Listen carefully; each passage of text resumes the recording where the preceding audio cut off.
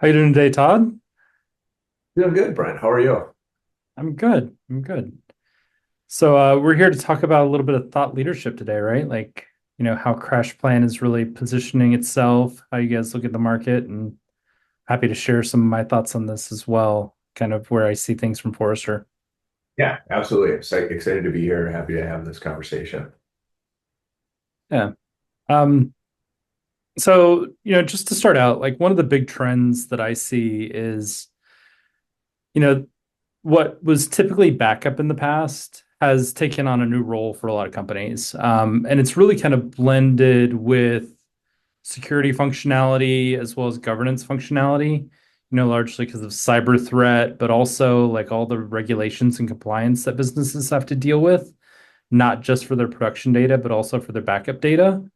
I know you're the CISO over at CrashPlan. Have you seen that same sort of convergence, both from your customers, but also within CrashPlan itself?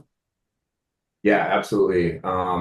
Traditional backup and recovery has always been important and will continue to be so, but the space is evolving into really more of a data resilience perspective, right? And so thinking about the complexities of organizations today, we've got workloads on premise, a lot in the cloud, and having the ability to understand and determine where you have sensitive data and which cloud providers that resides in, and be able to protect all of that across the organization, back it up efficiently, and then recover at scale is really, really important.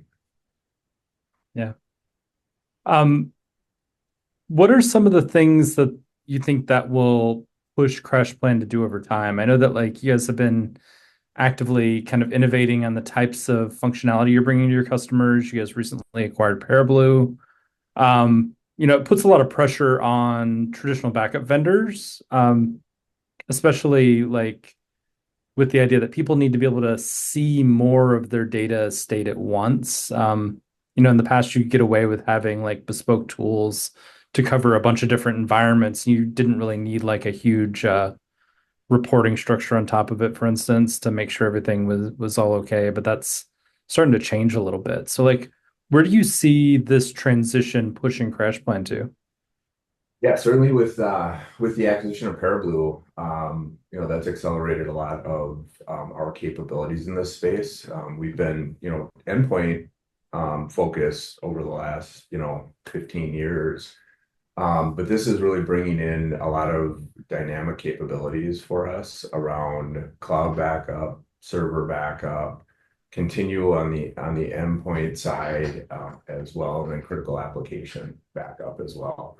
And so being able to sort of pull all of that into one management plane from a visibility control, testing, health perspective is just key for us. So we're super excited about that. The partnership with Microsoft on the M365 side is really important for us as well. And then just continuing to evolve and grow and build on those capabilities to meet customer needs and demands. Yeah. So I tend to focus on the enterprise space, which is, pretty heterogeneous and complex.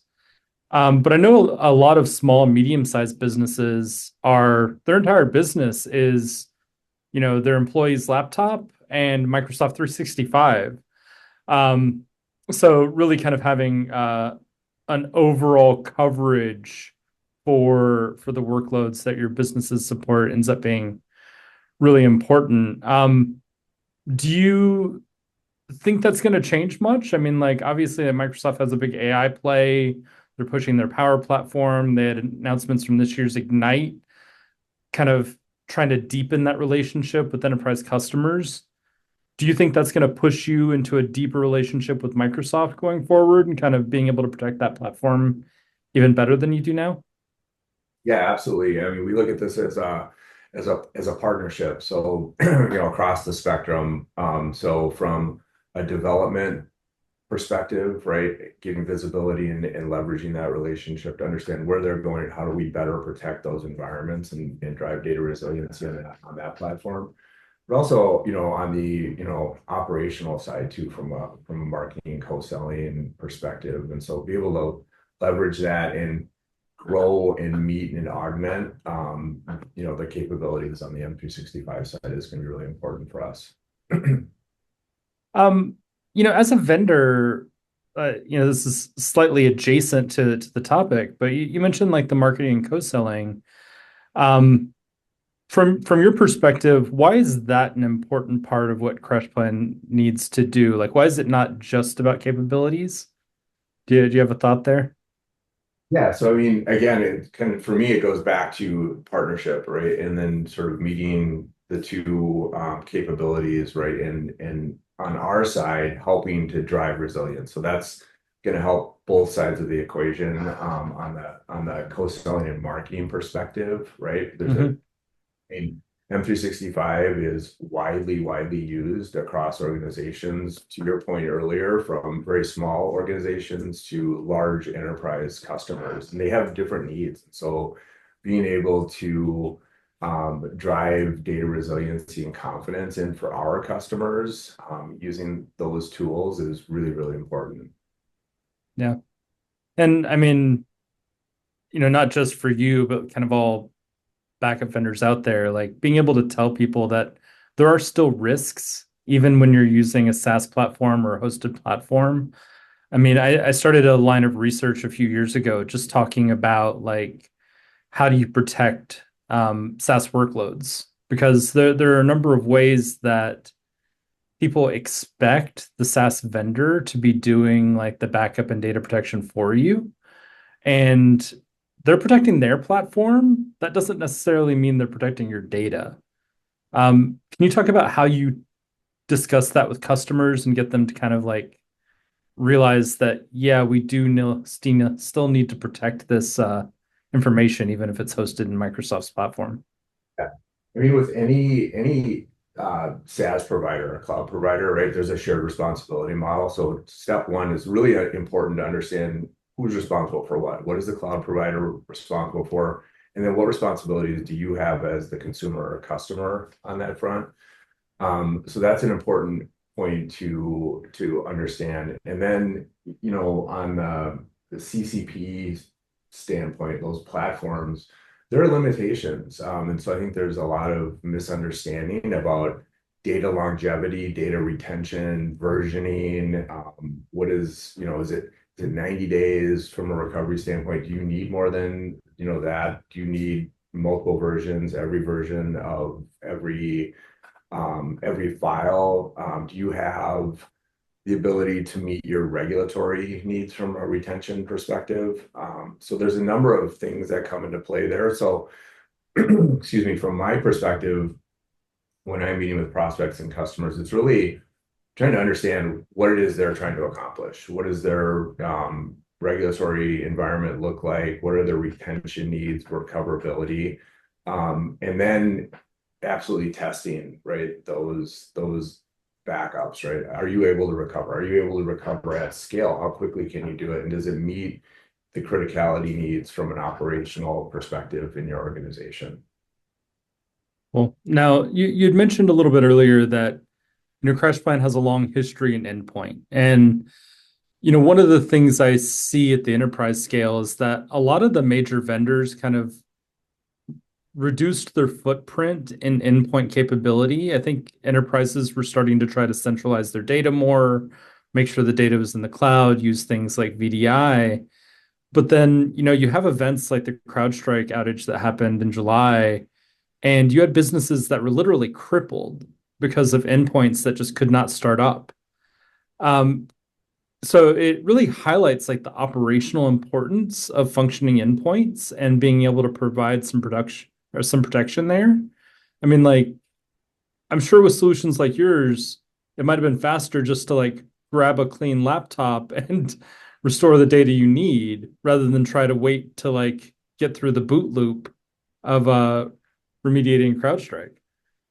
Yeah, it did. I think it did highlight or re-highlight the importance of endpoints and environments. I think to your point earlier, they were discounted over the last several years, like from that perspective. But that did put magnifying glass on how important they actually are.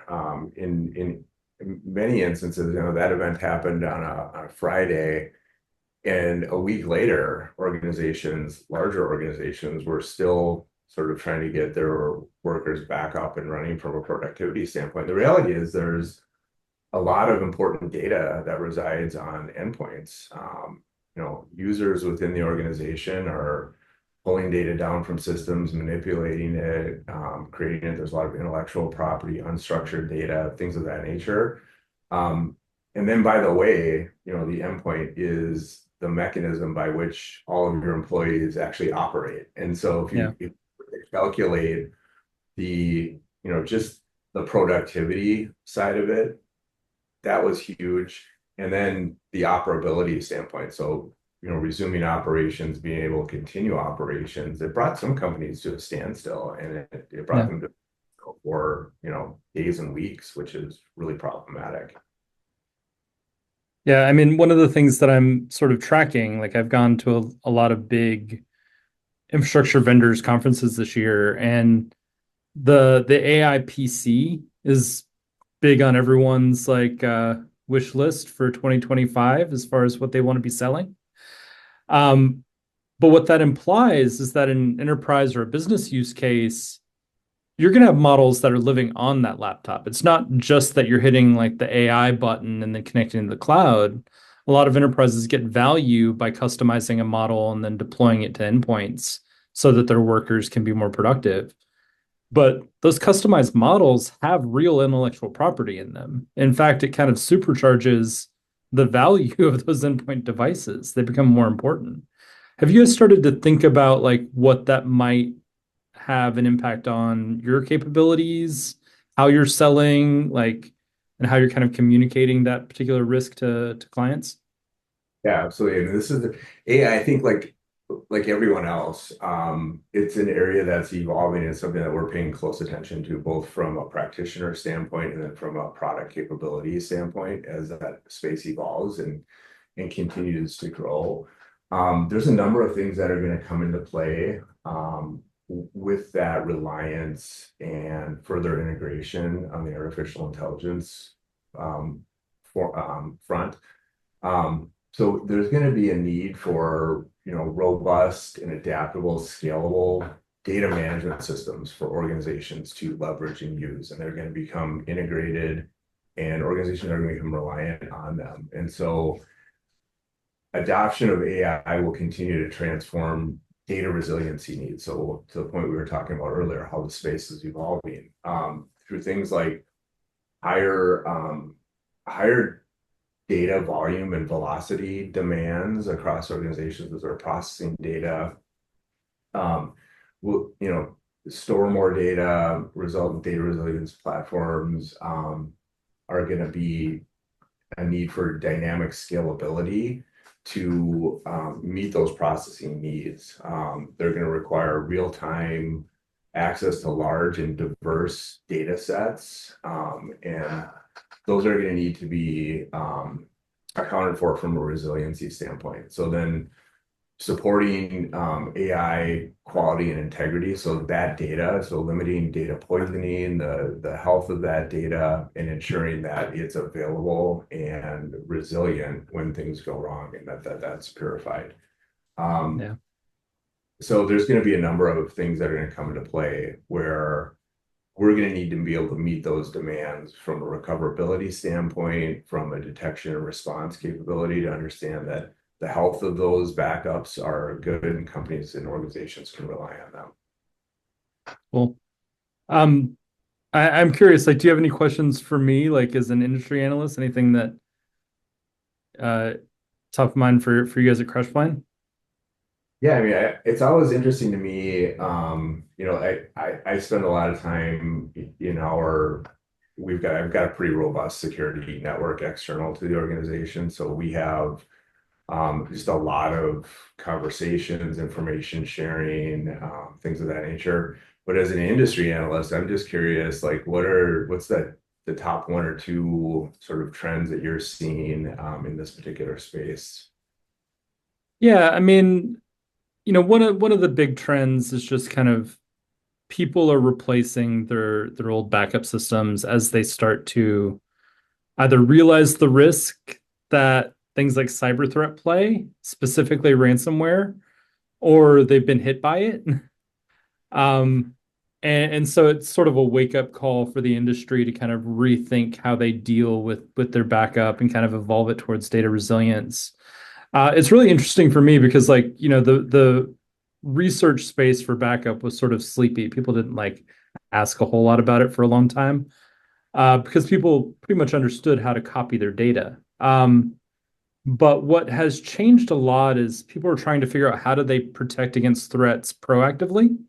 So there's been a lot more integration with both security systems, but also with things like automation, with AI ops, to be able to reduce things like blast radius or effect to security. So we're transitioning from this world where we're really worried about what I refer to as location-based disaster, either a system fails or there's a fire or an earthquake, to a world where what we're really worried about is actual data compromise, data integrity, security, and you're really kind of worried about either malicious or accidental threats to the integrity of the data.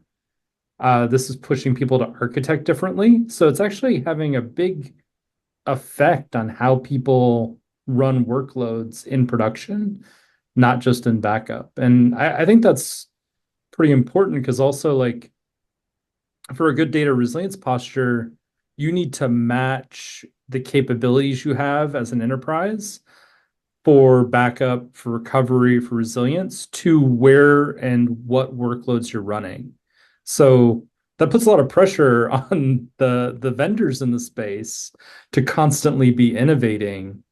Um, when thinking about that constant innovation, like, how does CrashPlan kind of look at that? How do you think about it internally in the leadership team about allocating the resources, making sure that you constantly have the pulse on what your customers need? Yeah, I mean, I think partly it's conversations like this and it's understanding, directionally what use cases are, what demands are looking like. And so for us, it's being able to scale from, unlimited backup and be able to scale and then recover. Recover is the most important element of the backup proposition. But then driving things, we've got some telemetry that we're able to introduce for customers on the health of their backups and what does that look like, and they can push that into their SIM, enrich security telemetry and forensic capabilities for when things go wrong. But certainly, I can see definitely an increased demand for storage capabilities and the recovery side of it, and then being able to continually process that data and move it as quickly as possible from a recovery standpoint. The data health is a really important element. So being able to understand the health of your backup sets and what they look like. Do you have incompletes? Do you have corrupted data? And then empowering organizations and customers to take action on that, to quarantine, isolate. If you get hit with ransomware, for example, and you've got that in your backups, or your backups are corrupted, you don't want to restore corrupted data. That's just going to promulgate the issue. So really things like that are top of mind for me as a security practitioner, and some of the things that I would want to see from a resilience perspective. Something you mentioned a little bit earlier is kind of the professional network that you've developed, like people that you talk to, other peers at other organizations. I definitely kind of think that that's a hidden gem to like a good resilient strategy, just being able to see what other people are encountering so you can figure out like what would I do in my organization. Um, can you talk a little bit about like how that enables both you and how you think it enables your customers to make sure that they kind of have other voices that they're hearing from about like what they might need to protect against? Yeah. Yeah, the power of the network is really important in security. The security is a big role. It's evolving, and there's a lot of risk there. And so being able to tap into external resources, practitioners across a variety of industries, right? It's just a very good insight into what they're dealing with, how they're thinking about problems, how they're solutioning problems, what challenges they're having. And it's a sort of continual learning opportunity. So it's a give and take proposition. Um, it affords us the ability or me the ability to not recreate the wheel, right? Leverage other thoughts and ideas, and also share back, how we're solving problems and thinking about those things. I think the top items that I'm seeing in my network right now are certainly on the regulatory front, just evolution there, entering, new compliance, regimens or frameworks, and how do we accomplish this, and what does that look like? And then AI is a big topic. And that's an interesting space. I think, as use cases that organizations are evolving and partners within your organization are wanting to try new things and leverage new technology, it's really keeping pace with that from a security perspective. How do we put controls in place, and how do we make sure that it's done in a safe, effective, and efficient manner to support operational needs? Yeah. But one of the other places where I try to push people to do more collaboration is just within their own organization. So, obviously, like the number of roles are different in like a small and medium-sized business versus an enterprise business. But I see a lot of siloing that exists, especially between like security teams and like tech operations teams. And really, this data resilience space kind of forces them to work together, at least in my opinion.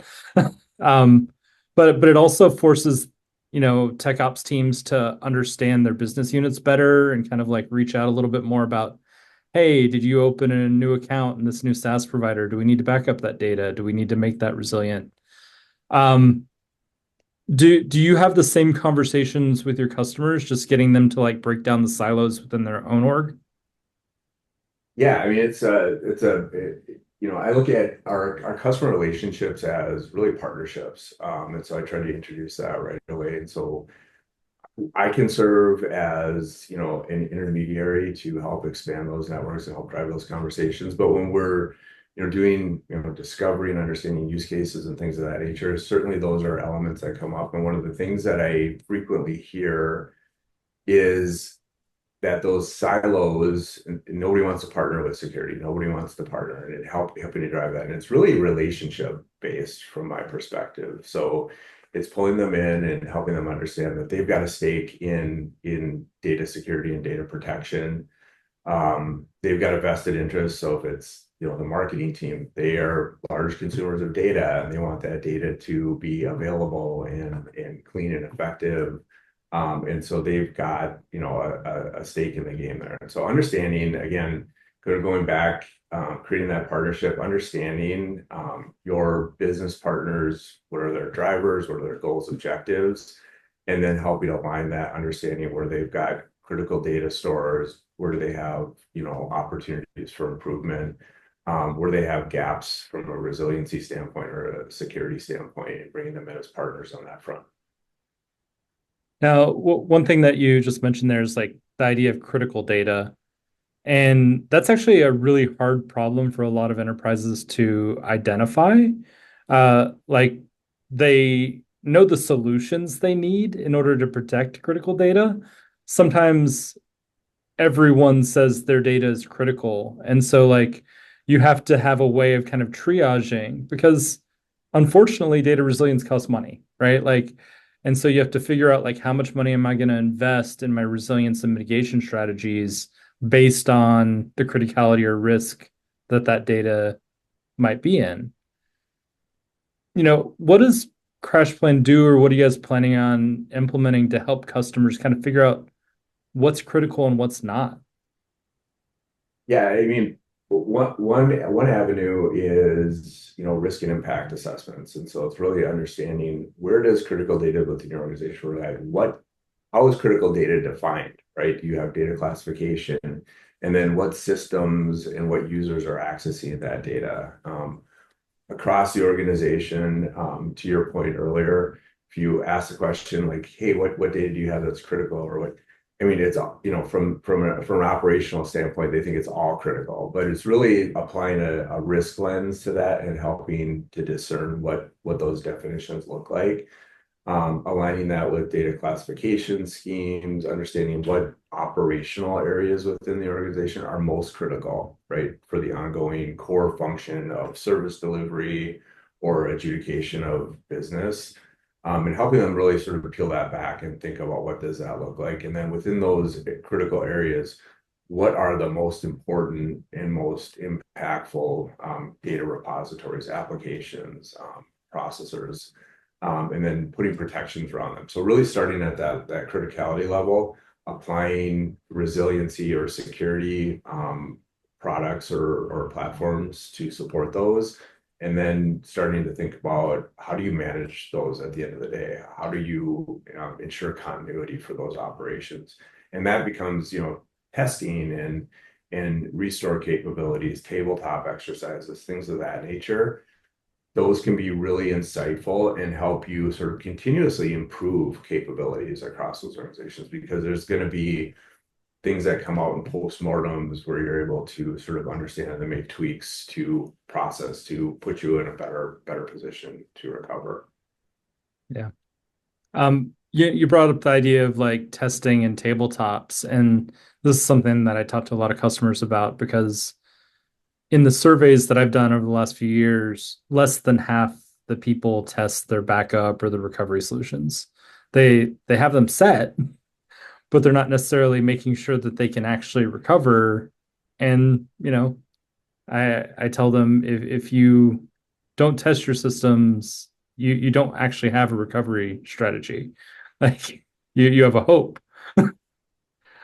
Um, so, one thing I push vendors for is making things like recovery test and synthetic test of backups easier. Has CrashPlan been working on that as far as functionality, making it easier for companies to have confidence that when they need to recover, they can? Yeah, absolutely. It's something I advocate for. Recently we had I spoke with a excuse me, a prospect, and they came to CrashPlan. They were actually going through the testing process, and so for a number of years they had a resilience tool that they were using for some of their servers. They went through and actually executed a test, and it took them 25 days to recover data. At 25 days, it actually failed, so they weren't able to execute that, which is what led them to us. And so I'm a strong advocate of, if you're going to have these tools in place, you have to have confidence that they're running and you can actually recover data. The backup piece is great, but the really important piece is the recovery capability. How quickly do you recover? Can you recover at scale? Can users, operate and execute business while recovery is happening? And so you're able to rehydrate data and push that through and keep people working is the most important part. So the recovery testing is really important. Like, is it meeting SLAs? Like, do you have defined Right. SLA? Are you able to get back up and running as quickly as you would like to? If not, what do you need to do from an adjustment standpoint? So from our standpoint, ease of recovery at scale or targeted is equally as important. Yeah. The just, a comment on that recovery capability piece. I had a very large customer talk to me recently, and they were backing up a bunch of user accounts in a SaaS environment. And they were just slowed down by the surface level APIs that they were using. And they realized that they just would not be able to recover the 20,000 plus user accounts with in the time frame that they needed. And so they had to start looking for a niche provider. And they were using kind of like the extended functionality of their core data resilience system, which was great for their data center, great for their like cloud IaaS workloads. It just wasn't fit for purpose for the SaaS workload. So they needed to kind of look for something that was a little bit more deeply integrated into that SaaS platform. Um, so when you talk about capabilities, like, making sure that you have the depth ends up being really important to meet this particular need. How do you figure that out as a backup vendor? How do you figure out that like the capability that you're bringing to market or that you're acquiring through some sort of M&A transaction is really fit for purpose for what you want it to be? Yeah. So we drink our own champagne, first and foremost. And so my team, is conducting functional and security testing, right, on releases and product features and functionality. And so, we've got internal capabilities sort of to, work through that, but we also pull customers in. What are they seeing? What are their needs? What are they asking for? So from a product management standpoint, we've got a lens into what demand looks like, where do we have pain points, where do we have, opportunities to sort of grow and drive capabilities on that front. So we get a lot of feedback from customers. We do a lot of work internally, and then also just from a broader, perspective. So we've got, partnerships with Microsoft and some other players out there. And so we've got a lot of inputs into what that looks like, and then really just testing it out and understanding what that looks like and how effective it is for the purpose that it's built for. So my favorite security saying is that, security is a team sport. And so I've kind of stolen that and told people that resiliency is a team sport. Um, but it means that what you have to kind of push for is a lot better kind of integration and sharing of data between what are sometimes competitor solutions. What is CrashPlan doing to kind of make sure that they play nice within the enterprise like suite of technology platforms that they're using, so that that enterprise comes out feeling like they're better off for purchasing CrashPlan versus just having a more balkanized tech platform? Yeah, absolutely. It's the ecosystem that we play in. You're right. Security and resiliency are a team sport, and we don't operate in a vacuum. And so we have, APIs and cross usability capabilities to meet the demands and the needs for a variety of customer ecosystems and environments so that we can operate. So we are adaptable on that front. We support, multiple OSs and platforms on that side of it. And we're going to continue to evolve in that space because it's, again, evolving and changing constantly. Cool. What would you say are the most common adjacent platforms that you run into in customer businesses? Like, is it the security? Is it the enterprise risk management tooling? Is it other backup vendors? Like, More on the security side, I would say, certainly from a logging standpoint, but then like cloud security posture management is definitely one that comes with, again, interoperability and sort of capabilities on that front. And then the identity side of it as well. So how do you access and drive that capability in there and integrate from, an accessibility perspective and usability standpoint? yeah. Since you brought up posture management and identity access management, that seems to be a very hard problem for SaaS environments. Um, do you personally or do you at CrashPlan have a view on how that's sort of going to evolve over time? Yeah, the identity piece is tricky, and it gets complex with a variety of SaaS platforms. And I think one of the things, so zero trust is an important element that comes into play there, but being able to have more visibility and forensic capability, chain of events, who's attempted access, who's gained access, what have they done, and bringing that together and provisioning access when needed, as needed, is an important element that's going to come into play there. Cool. Um, and I'm not sure. I think we're close to time, so I want to give you the chance to get to have the last question. Maybe just a takeaway, if I think about it, we'll go back to something we talked about earlier, which is, certainly have data resilience, backup, recovery capabilities, but test them regularly because your needs and environments are changing and evolving over time. You're introducing new technology, changing systems, and so being able to sort of footprint that, understand how that's evolving, and then test scenarios, test recovery capabilities is an important element.